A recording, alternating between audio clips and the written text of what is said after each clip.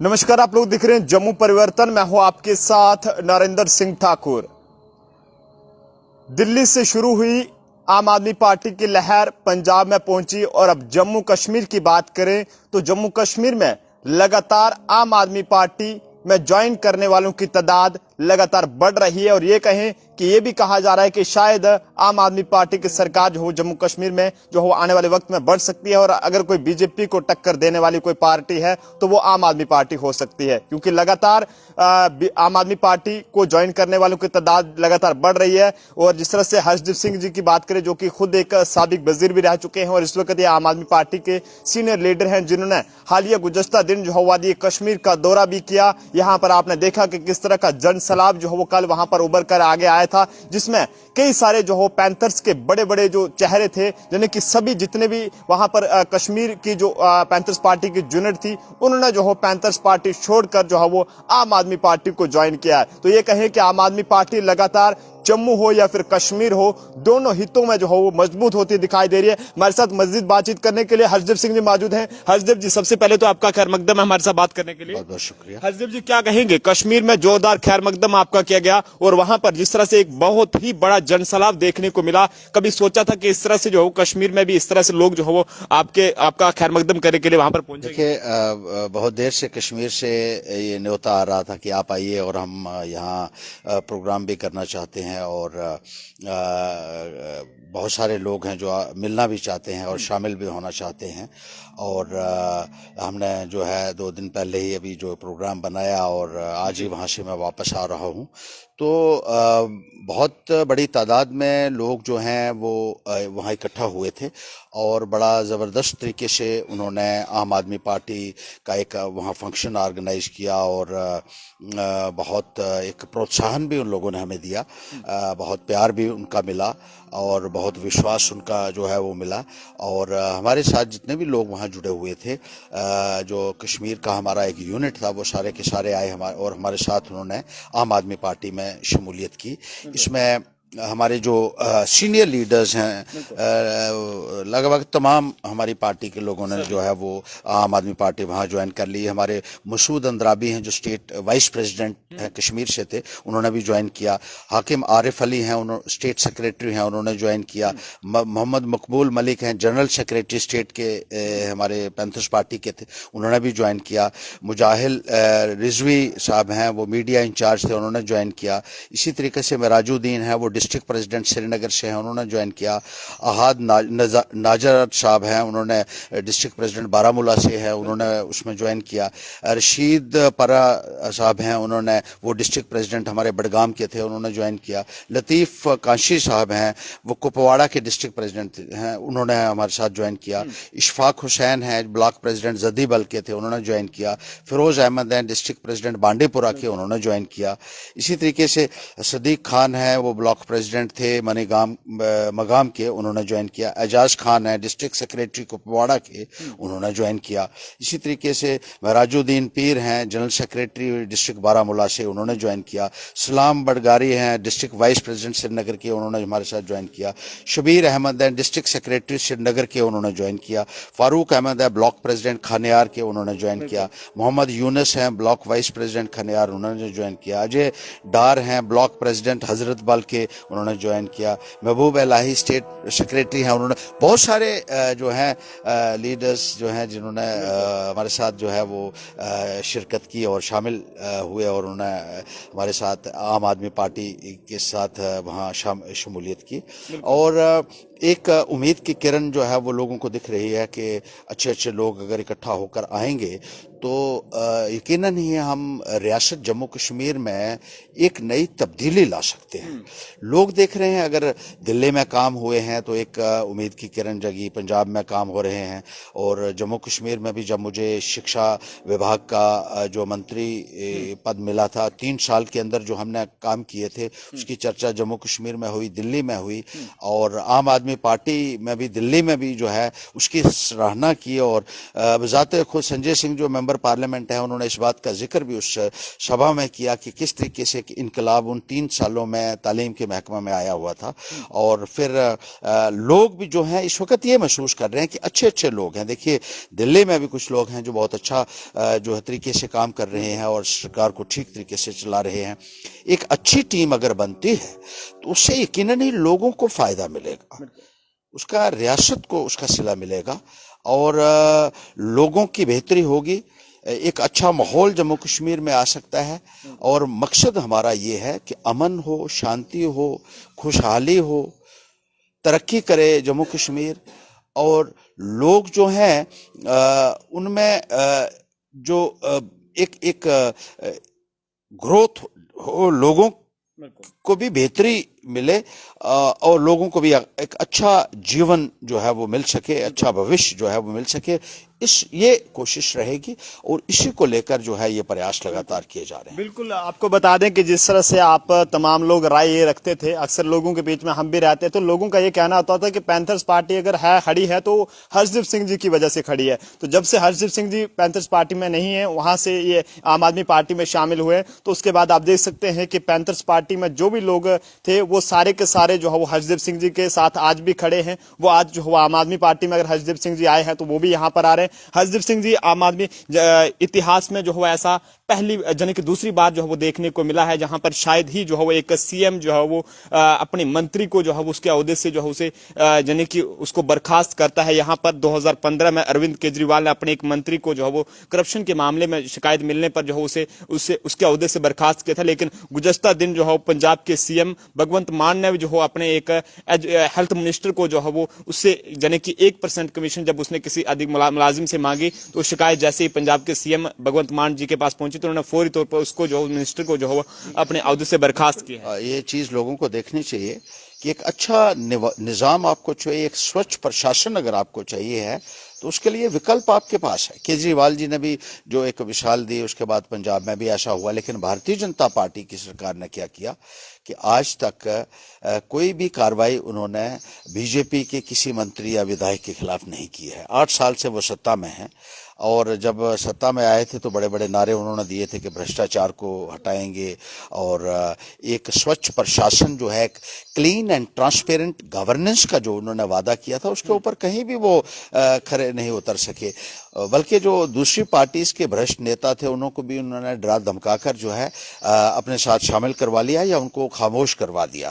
तो उनके पास तो एक जादू की छड़ी है कि जिसके सिर के ऊपर फेर देंगे तो वो भ्रष्टाचारी जो है वो सब पापों से उसके धुल जाएंगे और वो तो एकदम से एक्सेल से धुल जाएंगे। जी, तो आप देख ही रहे हैं वो कि कभी कोई कार्रवाई नहीं। और 3.5 वर्ष जब इनकी सरकार चली तो कितने ही इनके मंत्री हैं जिनके ऊपर बड़े बड़े इल्जामात लगे। और गवर्नर महोदय जो यहाँ रहे हैं उन्होंने भी ये कहा कि यहाँ जो कॉन्ट्रैक्ट्स दिए गए उनमें भारी पैमाने के ऊपर करप्शन हुई। उन्होंने कहा था एक पावर प्रोजेक्ट जम्मू कश्मीर में अलॉट करने के लिए 100 करोड़ रुपए की कमीशन जो है उसके लेन देन की बात उन्होंने की थी। उन्होंने J&K बैंक में भ्रष्टाचार की बात की थी। उन्होंने दूसरे महकमा जात में जो भ्रष्टाचार हुआ उसकी बात की थी। ट्रांसफर्स में उन्होंने कहा था कि किस तरीके से बड़े पैमाने के ऊपर करप्शन जो है वो खुलेआम की जाती है। भर्तियों में उन्होंने कहा था कि बैकडोर अपॉइंटमेंट्स करके कितने बड़े पैमाने के ऊपर उस सरकार के अंदर भ्रष्टाचार हुआ जो बीजेपी की अपनी सरकार थी। और ये भी उस वक्त कहा गया था कि बहुत सारे मंत्री जो है वो अपना काला धन जो है वो सफेद करवाने के चक्कर में उनके बात हुई। डिमोनेटाइजेशन के दौरान बहुत सवालिया निशान बीजेपी के मंत्रियों के खिलाफ उठाए गए और मुल्क भर में उठाए जा रहे हैं। लेकिन बीजेपी के किसी मंत्री के खिलाफ या एमएलए के खिलाफ कोई भी कार्रवाई नहीं हो रही है क्योंकि बीजेपी सत्ता में है। ये सिर्फ भ्रष्टाचार के ऊपर भाषण दे सकते हैं और विरोधियों के खिलाफ जो है वो कभी ईडी भेज देंगे, कभी सीबीआई भेज देंगे। उनका कोई दोष होगा या नहीं होगा इसके बावजूद भी उनको ही प्रताड़ित किया जाता है। लेकिन बीजेपी के लोगों को एक खुली छूट ऐसे लगता है दे रखी है इन्होंने कि वो जो मर्जी कर लें, जितना मर्जी भ्रष्टाचार कर लें, सरकारी जमीनें दबा लें, जंगलात की जमीनों के ऊपर गैर कानूनी कब्जा कर लें, कुछ भी कर लें, उनको पूछने वाला कोई नहीं है। लेकिन एक मिसाल जो अभी हाल ही में मिली है, मुझे लगता है कि एक आई ओपनर ऑनर होनी चाहिए सबके लिए कि किस तरीके से पंजाब का एक मंत्री जब आम आदमी की पार्टी की सरकार में है, उसके खिलाफ भ्रष्टाचार के जब आरोप लगे और उसकी रिकॉर्डिंग जब सामने आई तो उसके खिलाफ फौरी तौर पर जो है वो कार्रवाई की गई और उस मंत्री को भी निष्कासित किया गया। एक बहुत बड़ा पैगाम है तमाम प्रशासन के लिए भी और सियासतदानों के लिए भी और लोगों के लिए भी कि किस तरीके से एक सरकार जो है अगर वो भ्रष्टाचार को खत्म करना चाहती है तो उसकी शुरुआत जो है वो ऊपर से ही की जा सकती है। जम्मू कश्मीर में भी अक्सर कहा जाता है हम भ्रष्टाचार के खिलाफ लड़ रहे हैं, कभी किसी ग्राम सेवक को पकड़ लिया जाता है, कभी छोटे मोटे क्लर्क को किसी को पकड़ लिया जाता है, लेकिन जिन लोगों के खिलाफ इतनी शिकायतें आई हैं वो बड़े बड़े ओहदों के ऊपर बैठे हुए हैं तो उनके खिलाफ तो कोई कार्रवाई नहीं होती है क्योंकि भारतीय जनता पार्टी के साथ वो मिले हुए लोग हैं, उनके एफिलिएट्स हैं, उनके साथ चलने वाले लोग हैं, तो उनके खिलाफ तो कोई कार्रवाई नहीं। जी बसोली से एक मामला सामने आया, यहाँ पर लोग जो हैं वो सड़क को लेकर, रोड की कनेक्टिविटी को लेकर प्रोटेस्ट कर रहे थे। ऐसे में उसमें जो बीजेपी के कुछ लोग भी जो हैं यानी कि बीजेपी के जो वर्कर्स है वो भी उस प्रोटेस्ट में शामिल थे। लेकिन ऐसे में एक डीडीसी हैं कोई वहाँ के, कर्नल मान सिंह उनका नाम है, उनकी कॉल एक बंदे को आती है और वो कहते हैं कि तू बीजेपी का बंदा है और तू बीजेपी के खिलाफ ही प्रोटेस्ट करे। ऐसे में वो बंदा कहता है कि नहीं, मैं आम लोग यहाँ पर परेशान है तो हम सड़कों पर नहीं आए और हमारे पास कोई जरिया ही नहीं है। लेकिन जिसके बाद डीडीसी साहब ने इस तरह की बदतमीजी की, इस तरह की गाली गलौच दी उन तमाम जनता को और खासकर मे कम्युनिटी को, ऐसी बातें कही कि जिससे आज मे कम्युनिटी जो है वहां की काफी बेहद नाराज है। क्या किस तरह से देखते हैं, लोग बेहद उम्मीदों के साथ इन लोगों को चुनकर आगे भेजते हैं और इस तरह से जब ये लोग आगे से जाने की कुर्सी इनको मिल जाती है तो ये सब जनता को भूल जाते हैं। ये बीजेपी के डीडीसी थे। देखिए ये तो आपने एक डीडीसी साहब का जो बारे में यहाँ बात कही है, ये तो बीजेपी के तमाम नेताओं का यही हाल है, वो तो किसी को कुछ समझते ही नहीं है। लोगों के साथ उनका जो रवैया है वो भी आप देखते हैं अक्सर, और किस तरीके से लोगों के साथ वो व्यवहार करते हैं और नीचे से ऊपर तक बीजेपी वालों का एक ही हाल है, चाहे वो डीडीसी हैं, चाहे वो उनके साथ जुड़ा हुआ कोई दूसरा जो उनका ओहदेदार है उनकी पार्टी का, या इनके जो एमएलए रहे हैं या जो इनके मंत्री रहे हैं, आपने देखा है उनके साथ आपका तो राफ्ता भी रहा है एज ए मीडिया पर्सन, तो नीचे से ऊपर तक मैं कहूँगा कि इसी तरीके से उनका रवैया जो रहा है और जो बोलता है उसको कहते हैं हम इसको अंदर डाल देंगे, जो लोगों की बात करता है उसको धौंस दिखाई जाती है, उसको धमकाया जाता है, उसको डराया जाता है। तो ये सरकार जो चल रही है ये लोगों को हरास करके, उनको डरा कर, उनको धमका कर, उनको किसी न किसी तरीके से जो है दबाकर जो है ये राजनीति की जा रही है। ये तो भारतीय जनता पार्टी का तकिया कलाम बन चुका है, एक मॉडस ऑपरेंडी इनका बन चुका है जो सब लोग अच्छे तरीके से जानते हैं, लेकिन अब लोग अच्छे तरीके से इनको समझ रहे हैं। और जैसे आपने कहा कि बीजेपी के खुद लोग जो हैं वो इनके खिलाफ जो है वो अब आवाज बुलंद कर रहे हैं, उठ खड़े हुए हैं और ज्यादा देर तक ये चलेगा नहीं, ये जोर जबरदस्ती की राजनीति ज्यादा देर नहीं चलेगी। अब लोग जागरूक हो चुके हैं और इनको सबक सिखाएंगे। हरजीब जी, आखिरी सवाल है, जम्मू कश्मीर में बेरोजगारी लगातार बढ़ रही है और नौजवान परेशान हाल है। ये कह रहा है कि जम्मू कश्मीर को दफा 370 को खत्म करने के बाद जो वादे जम्मू कश्मीर के साथ किए गए थे वो वादे पूरे करने के बजाय सरकार जो हो जम्मू कश्मीर को सरकार ने एक टेस्टिंग लेबोरेटरी बना दिया गया है। जिस तरह से रैबरे खेल की बात करें, रैबरे जंगलात की बात करें, रैबरे ज़राअत की बात करें, फिर एनवाईसी मुलाजमीन की बात करें, वो कुछ दिन पहले यानी कि कल से जो हो बीजेपी ऑफिस के बाहर लगातार 2 दिन से जो वो सरापा एहतजाज हैं, जिनका ये कहना है कि सरकार की जानिब से पहले एक आर्डर निकाला जाता है कि आपको टर्मिनेट कर दिया गया। बाद में जब लोग वो सड़कों पर आते हैं तो ये कहा जाता है कि ऐसा कुछ भी किस तरह की प्लानिंग जो वो नहीं बनाई है। क्या लगता है कि टेस्टिंग लेबोरेटरी का जो सिलसिला इस वक्त बादस्तूर तरीके से जारी है, इस पर कब तक जो वो लगाम लगाई जाएगी? देखिए आपने बिल्कुल ठीक कहा कि एक जम्मू कश्मीर को एक वर्कशॉप इन्होंने बना दिया है। नए नए तजर्बे जम्मू कश्मीर के ऊपर किए जाते हैं और लोग बेहाल हो चुके हैं, लोग मायूस हो चुके हैं, लोग निराश हो चुके हैं, लोग तंग पड़ चुके हैं और इंतजार कर रहे हैं कि जल्दी से जल्दी इलेक्शन हो और भारतीय जनता पार्टी से लोगों का छुटकारा किसी तरीके से हो सके। खासतौर पर नौजवान बहुत आहत है और जो वादे इन्होंने नौजवानों के साथ किए थे उनमें से किसी वादे के ऊपर इन्होंने अमल नहीं किया है।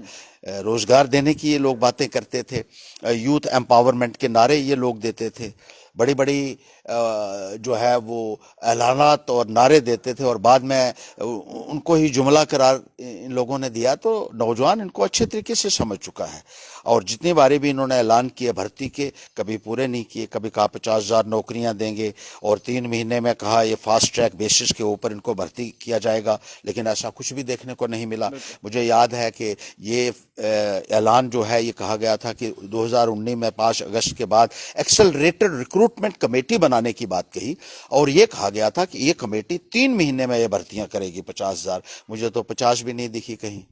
उसके बाद फरवरी 8, 2020 को पार्लियामेंट के अंदर होम मिनिस्ट्री की तरफ से लिखित तौर पर एक बयान दिया जाता है कि 84,000 नए पद भरे जा रहे हैं जम्मू कश्मीर में। अब उसको 2.5 साल हो गए हैं और ये कहा गया था कि उसमें से 76,000 पद जो हैं वो नॉन गेजेटेड के होंगे और 7,500 पद जो हैं वो गेजेटेड होंगे। क्या हुआ उसके ऊपर? 2.5 साल हो गए, कोई कारकर्दगी उसके ऊपर नहीं की गई।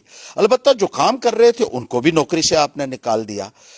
जिस तरीके से हेल्थ डिपार्टमेंट में वो SRO 24 के तहत लगे हुए प्रोफेशनल्स थे, कोई स्टाफ नर्सेस थी, कोई लेबॉर्ट्री टेक्नीशियंस थे, कोई लेबॉर्ट्री बेयरर्स थे, उनको निकाल दिया गया। समागरा में जो सब्जेक्ट स्पेसिफिक टीचर्स जिनकी तमाम जो है एमोलुमेंट्स जो है वो सेंटर बेयर करता है और उनकी फंडिंग भी सेंटर से आ रही है, लेकिन उनको बाहर आपने निकाल दिया और वो पैसा कहाँ जा रहा है इसके बारे में भी जम्मू कश्मीर का प्रशासन कोई जवाब देने के लिए तैयार नहीं है। इसी तरीके से बाकी महकमा जात में कॉन्ट्रेक्चुअल टीचर्स को आपने निकाल दिया।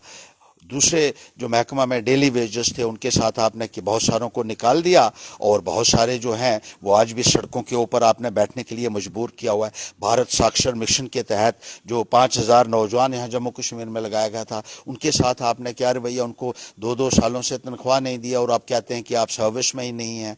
और जो कॉन्ट्रेक्चुअल्स हैं, जो डेली वेजेस हैं, चाहे वो PHC के हैं, PWD के हैं, इरिगेशन फ्लड कंट्रोल के हैं, वो भी सड़कों के ऊपर हैं। रहबरे ज़रात, रहबरे खेल हैं या रहबरे जंगलात हैं, उनको आपने कहा कि अब नए सिरे से आप भर्तियां करने जा रहे हैं और एक शोर जो है वो जम्मू कश्मीर में पड़ा।